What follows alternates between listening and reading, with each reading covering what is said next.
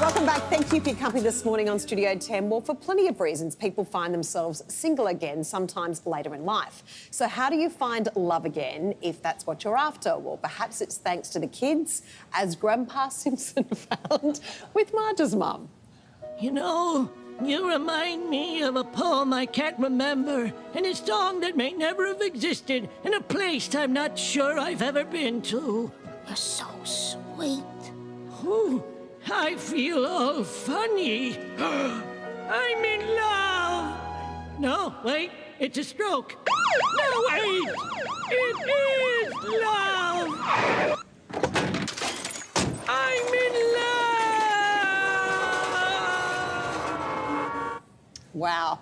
Let's get some good advice on dating later in life from psychotherapist and wonderful counsellor Melissa Ferrari, and also one couple who found love later in life. Thank you so much for joining us, Jo and Richard as well. Joan?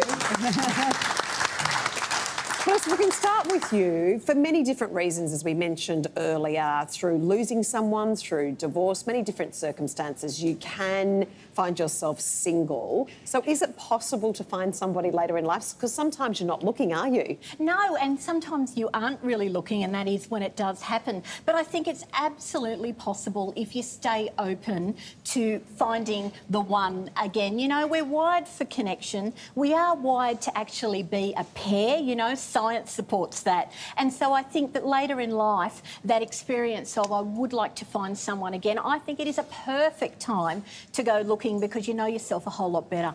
Well, when you say you know yourself a whole lot better, you also too you change. You know, like after you know the person you are at 20 is not the same person you are at 45 years of age.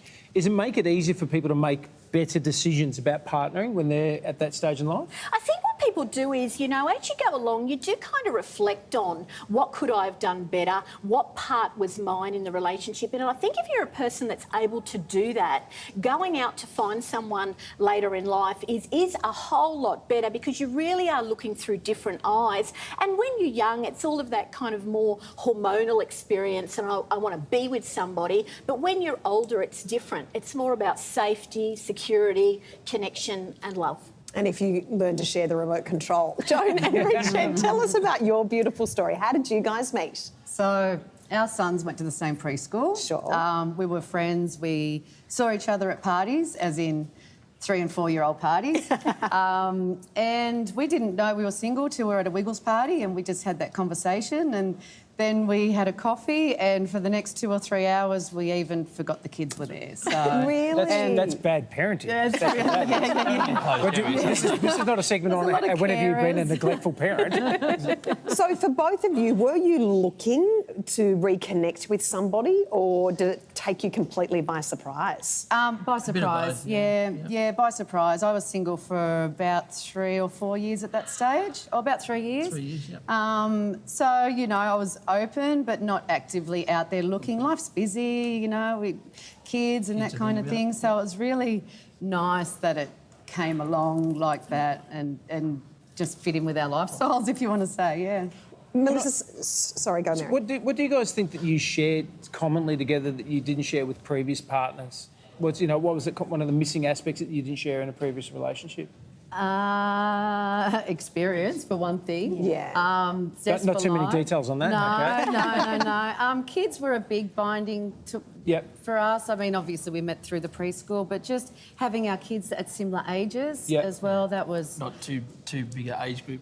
Go back. But what about shared interests? Is there something, you know, that you didn't share with your previous partners, like, you know, hang gliding or sport or travel or something like Probably that? Probably a lot of camping. We started doing a lot of... Joan, you know, did a little bit of it. I hadn't done some, but it's good to actually do that together. Yeah. A lot of the things we were lacking in our previous relationship relationships that we brought to our relationship now was like, oh, you like that? Oh, I like that too. Yeah. Oh, let's do that together. I haven't done that for how many years? So it was really nice that we shared that. Did you both learn from previous experiences? Because we all make mistakes in life and things happen. Did you learn, OK, that was wrong or that was right and I'm going to do it differently? Absolutely. Like second time around, you're more experienced, you know what you... Did you find that Definitely. in your relationship? I'm a more patient person, I think. I'm a more patient person than I was in my 20s. I think our understanding just understanding of And more each other. communication. You know, obviously when you're younger, you don't have that type of communication that you would have as you get older as well, to be able to, you know, put it forward and go from there. Melissa, for you, sometimes it can be difficult later in life because you have different issues. You may have ageing parents, you're caring for ageing parents. There are other children.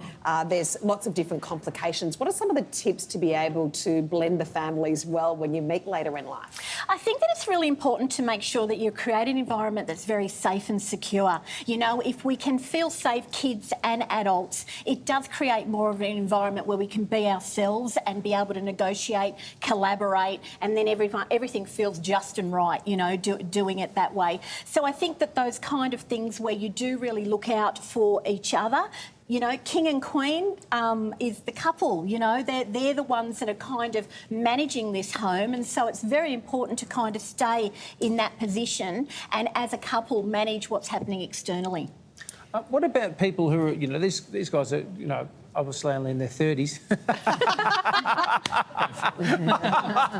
Oh, what a crack up. But what about older people, like, you know, people who are in retirement homes? Because I've heard a rumour that people in retirement homes getting a bit frisky.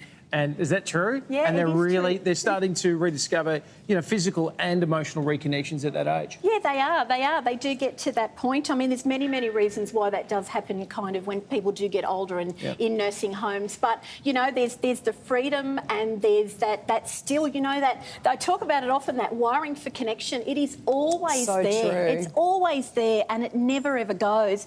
And it's why we pair up.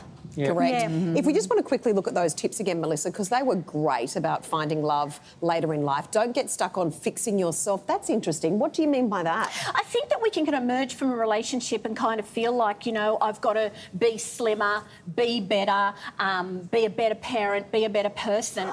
And really, I think just being yourself is so much better than just getting into making yourself someone that's got to be fixed. Because, you know, I believe we grow in relationship. I Yeah, really do that's think great. that's I like where that we tip, discover. though. It basically just sort of says, just give up a bit, doesn't it? And, Well, you know, well, just stop trying so hard.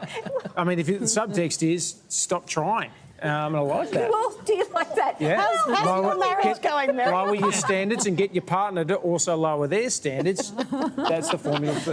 Yeah. Is that what we're reading? Am I reading this wrong? Are you a counsellor now, Mary? God, halfway there, I feel like I'm helping people He's by doing a lowering great standards. job. Also, going back to those tips, number 2, you'll be happier with yourself in a relationship. That's really good. Nothing compares to validation from a partner and also that beautiful thing of a connection with somebody. And your great advice as a professional psychologist and psychotherapist. Lower your standards and lower your partner's standards, and then you'll never be disappointed. Yeah? Good chat. What do you mean you agree? I was joking. You just said that in front of Joan. That's an awful thing to say. This relationship is. I just feel like it's not. already on, These it's on the two it's shaky, wonderful. isn't it? Can I just all say, the right ingredients. I don't think they're going to First make a jumped puffy on the interview. couch, you guys, the way you look at each other. Yeah, It's beautiful. Thank you. Aw. We wish you all the best. Joan and Richard, thank you so much for joining us. And Melissa, thank you as always. You're welcome. Whatever. I feel like I did nothing, honestly. Thank you for your life-changing advice. Yeah, thanks for that. Thanks, yeah. mate. After the break, a special performance, Bonnie